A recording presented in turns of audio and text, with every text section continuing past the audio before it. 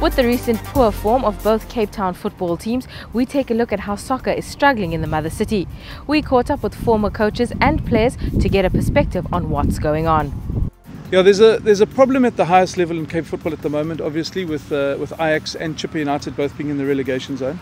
The problem at Ajax is obviously an off-the-field dispute amongst family members, stuff that you couldn't predict. You know, 2 seasons ago Ajax almost won the league. They've got a great youth setup, they've got great facilities, they've got everything. In fact, they're probably the best organised PSL side. And those problems in the boardroom are transferring onto the field. A lot of uncertainty, players don't know if they're going to be there next season, they don't know about contracts, whatever.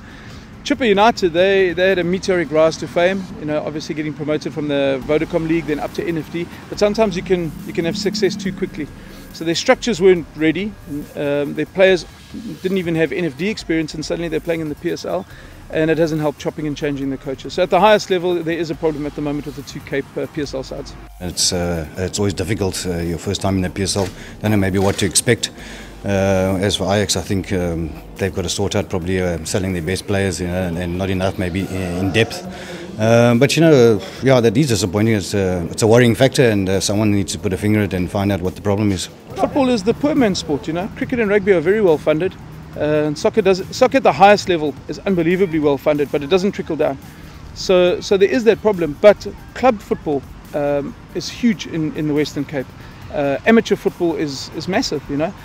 And what the Western Cape has become is a talent pool for the rich clubs up north. You know, so a lot of our players, if you have a look at the guys that are playing all over South Africa, there's a whole lot of players from the Western Cape. The problem is they don't stay around long enough to transfer their wisdom and their experience and their knowledge to players around there. They move up to Joburg or Pretoria very quickly, and then they share their knowledge with those guys. It's a shame for a big place like this. You know, I come from the city. This city was the hub of South African football in the 70s, 60s and 70s. This was a hub. You know, it's Cape Town City, Hellenic were the best teams in the country, dominating cups and trophies, and you know, it's gone.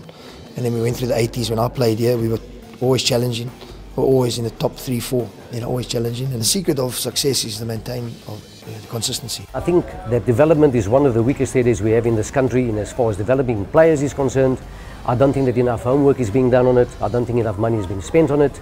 It's been discussed hundreds of times. People keep on threatening and promising, but nothing gets done until such time as these youngsters are treated not just as soccer players, but as human beings. They've got to be developed school level. They've got to be developed emotionally. They've got to be developed physically. They've got to be developed as a family unit. They've got to get into an environment where they understand the life skills of life as they're growing into soccer players.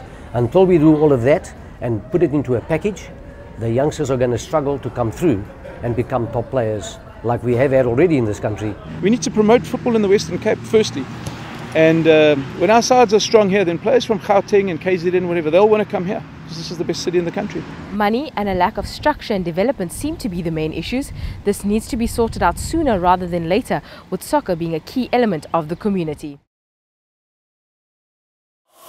Eyewitness News, in touch, in tune and independent. For the latest, log on to ewn.co.za or ewn.mobi.